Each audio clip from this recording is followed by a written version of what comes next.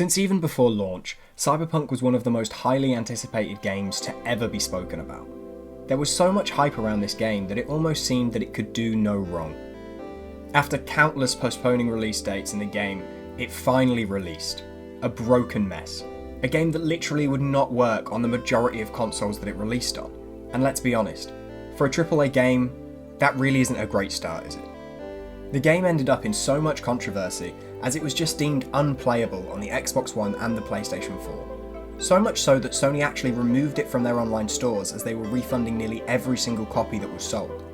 The way that you know all of this went to hell was the lawsuit that's not long settled, as investors made the statement that CG Projekt Red lied about the state of the game.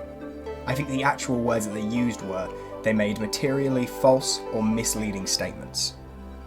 Most people are aware of all of this though, and I've been wanting to play it since the hype. Obviously with it launching in such a broken state, I was glad that I didn't go through with pre-ordering the game. I'm glad that I decided to leave it for a while, just in hopes that they would somehow manage to fix it. And with the new release of their animated Netflix series, and promises that the game is now a lot better, I decided to pick it up in a Steam sale not too long ago, and I've been slowly but surely making my way through the game. CG Projekt Red had some plans for some new DLC being released that's supposed to come in the near future, so I thought it really would be the time now to give it a go and see if the game is actually worth playing here in 2023. Especially considering everything that had happened with the launch and the game being review bombed for the longest time. There are a few things about this game that I've noticed that I really enjoyed, and then there are some others that didn't really make that much sense to me.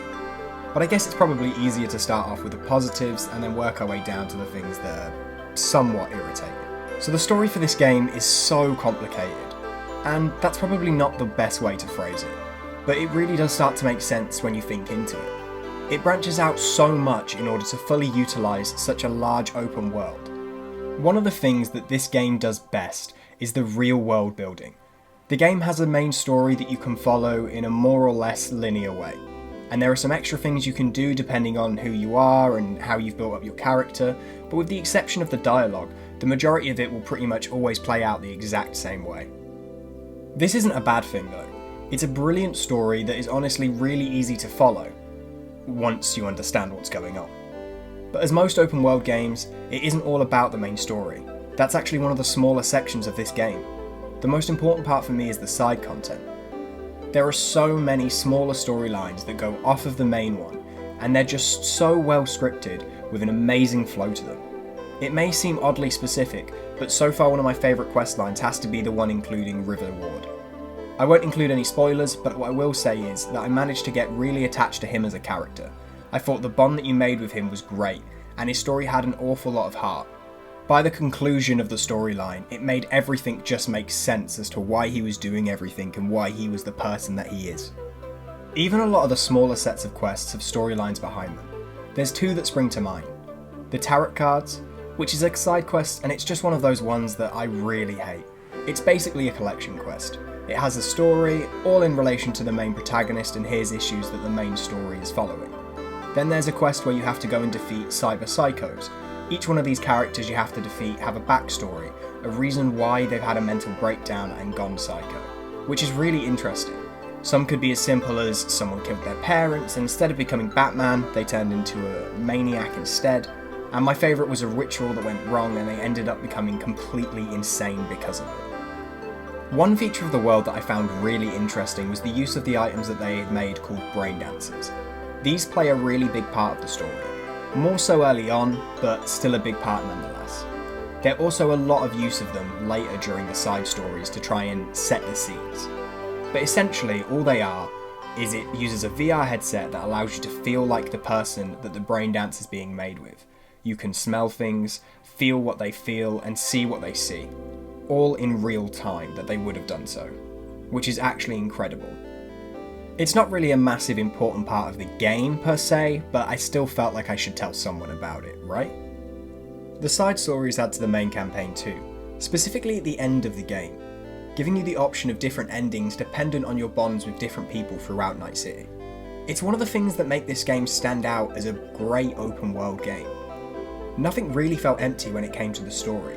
There felt like there was always a well-written reason for everything that was happening, and to be honest, it's one of the only aspects of the game that I couldn't really find any faults or flaws with. If I did have to pick something, it would probably be the way that the game ends. I know there's a few endings you can get, but I really didn't like the fact that once the main story ends, the game technically finishes, meaning that you will always have the final quest in your quest log, as it brings you back to just before you did the quest if you want to carry on in this world. But let's talk about the world. The world that this game is set in is absolutely beautiful. Even playing the game on my Steam Deck has been a wonderful thing, and that runs this game on a very, very low setting. I think the cyberpunk style they've chosen for the world looks brilliant. I know the game is called Cyberpunk, so without that setting, they really wouldn't have had much of a basis for the game, but I think that the way they've managed to apply it to this world has been almost hypnotic. The world is a lot bigger than I thought it would have been, and usually for me, that is a massive gripe.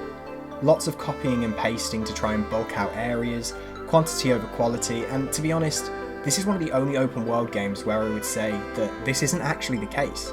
The only area where things are almost too similar is out in the Badlands. Even out there are hills, and they're all relatively diverse. It does have some pretty interesting sights. They also have a pretty decent fast travel system, which seems to basically work off of bus stops, and I think that this is pretty cool. You look at the map in the city and you can see it's highly populated with a lot of fast travel points, and then when you head out over into the Badlands, you start to see that there's a lot less fast travel points. This is probably just because I don't think that many people need bus stops out in the desert, but you know, I could be wrong. Now, I've already mentioned that I thought that the world building in this game is incredible, but it really does show when you're exploring the open world. The small things that they've added into the game just to try and help progress that world makes a huge difference. One example that really stands out to me is that when you're in elevators, it's quite clear that the game is now loading another section. But in order to make it seem like it's less daunting, that you're going to have to sit there and wait, there's a news program on the screen in the lift, telling you all about something that's going on in Night City. It might seem like it's something minor, but it really does add to the experience, and it's something that a lot of people would most likely overlook. Not to mention that the vehicle choices in this game are pretty great. I personally use bikes just because the camera angle I use to drive looks a bit better from the bike's angle, but even the cars don't feel that bad. The first person view while driving looks incredible, with you being able to see the inside of the car and have a much more immersive experience whilst driving. However, I really can't seem to drive like that, I just crash all the time, so instead I use the third person view. The driving around the world really doesn't feel all too bad, just because of how nice the world is to actually look at, which is something that I didn't really think was going to be a possibility coming into this game, and it did mean that I utilised the fast travel system a lot less than I thought I would. One of my biggest gripes about open world games isn't relevant in this game at all, which made it a much more enjoyable experience for me. If you've not seen any of my videos before, you may not know that my biggest gripe when it comes to these are having ridiculous amounts of collectibles. Look at games like Assassin's Creed, even the new Hogwarts Legacy. There's so much fluff because of collectibles, and it makes it seem so daunting to me. That kind of content just isn't fun. Which made this game feel like a breath of fresh air, as I was expecting the game to feel a lot more like a grind. Because this game is just so big, there's so many things that you can try and think about. Whilst the game is a story-based RPG, it also very much works in a similar way to most looter shooters. Think Borderlands with a better story and completely single player. This gives you a ridiculously large roster of weapons to choose from. If you wanted to be a character that does nothing but use small guns, you can stick to SMGs and pistols, and you'll get a constant supply of new weapons to push you through. If you want to be into heavy damage dealing, you can run with shotguns and explosives. Long range, you can vote for the sniper rifles, and obviously most people do love a good bit of hand-to-hand combat. But don't worry, if it gets too much for you, you can always just pull out a katana and slash some people's heads off. Now the game starts you off with character creation, which, to be honest, this is one of the most wasted aspects of this game, which you'll either know already or understand in a moment. They have an excellent character creation tool. You can change almost everything about yourself, and it's nice to see that there's this much customizability in a game. I mean, it's all about role-playing, right? But you will always be playing a character called V. But it's up to you whether or not they're a man, they're a woman, they're short or tall, and pretty much anything else that you can think of. Now the reason why this is wasted is because you're in the first person pretty much all of the time. There's a few cutscenes where you can see yourself, and if you go and look in the mirror you'll be able to see yourself there as well. But realistically, you can spend hours on this, and because it's first person, it's almost completely irrelevant. Now there is a reason that I spoke about character customization here. Alongside the weapons being so diverse, there's also a very similar thing with the clothing in this game. You basically just pick up the items that have the best looking stats, and then you end up running around the game looking like a complete mess. But lucky for you, you can't actually see it, so it's really not that much of a big deal. The only time it really bothered me was when I got on the bike, and because I drive in third person, I saw the fact that I was wearing these bright purple booty shorts, and it made me feel a little bit weird, I'm gonna be honest. The upside though, my legs looked fantastic. The inventory system itself works really well, but the items themselves can get a little bit confusing. Like most RPGs, it's all about working out a build that will work best for you. But the game doesn't really help you pick the guns and the outfits that will benefit you the most, so it does require a little bit of extra thinking to try and get the most out of the weapons that you're using. There's also lots of extra modding that you can do to your weapons and your clothes, which I'll get onto a little bit later, but you can add things like scopes and silencers onto your weapons, making the way that you play that little bit more customizable. One of the things that make this game so unique is the use of tech in your body. With the game being set so far in the future, pretty much all of the characters have these implants to help them do very specific things. You're able to customize most of the things in your body, which I think is pretty interesting. The game has a group of people in it called Ripper Docs. These are who you would go to in order to change your appearance and also change the implants that you have in your body. These can usually be used to give you boosts in specific stats. To be honest, for the first 30 to 35 hours of the game, I didn't even speak to a Ripper Doc that wasn't Victor. I didn't really see the point in it, and to be honest, I don't think that it made much of a difference. But then when I went in and spent 100k, it turns out it makes a much bigger difference than you would think. If you're sleeping on this feature, I would recommend you wake up and get some more Chrome. It really does work wonders. Now because this game is an RPG with a first person view, this means that it's basically just a first person shooter game, which is a really interesting style to go with for an RPG.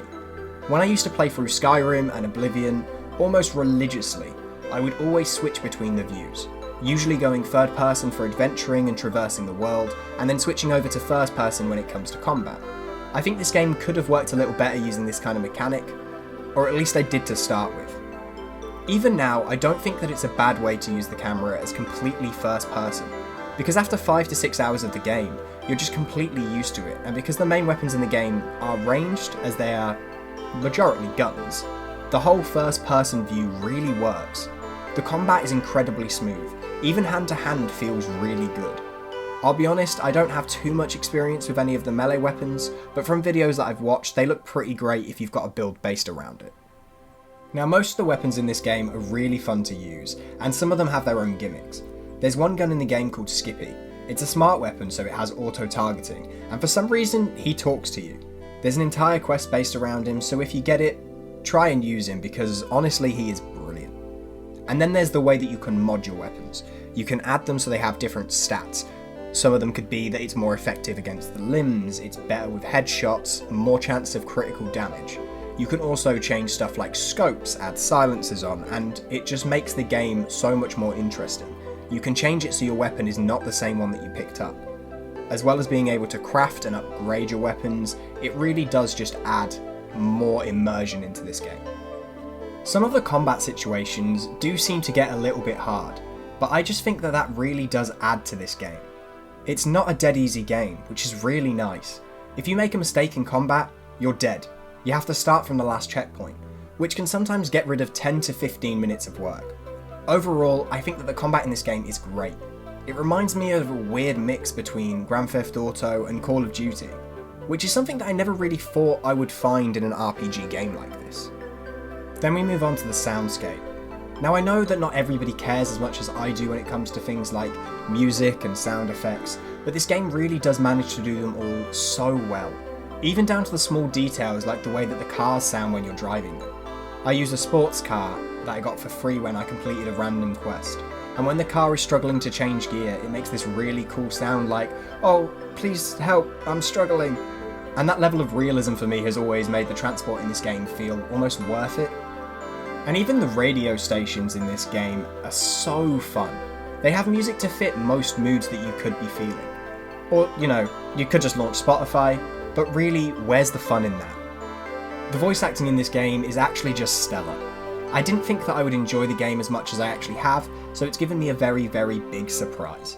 I think that the way they've managed to pull off the voice acting and bringing it in with the characters that they're portraying really does help bring you into the immersion, and it helps a lot with the whole world building and storytelling aspect that they're trying to go with for this huge open world RPG. The one thing that really did get to me about this though, was the sense of audio overload. As this game is very well voice acted, there's loads of NPCs that will just wander around and chat absolute bubbles whilst coming past you. You can sometimes just be mid-quest in a very important conversation, and then a good old Dave in the background is so overpowering whilst he talks about his favourite chop shop and how it's going in business, that they've got a fantastic sale on. I mean, it's fair to say it, but it would be a bit nicer if the background noise was less intrusive whilst you were following along to a bigger story. Now, this game has such an incredible amount of community support.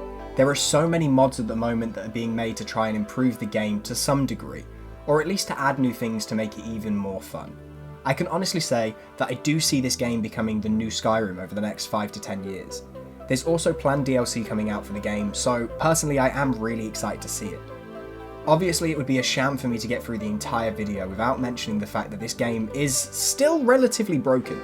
Albeit a lot less broken than at launch, but still a little bit broken. You still have some issues with characters just popping in and out, characters just generally disappearing whilst walking, and I've even had enemies clip behind walls and kill me with their ridiculously powerful wall shield. Which, to be honest, that's not convenient.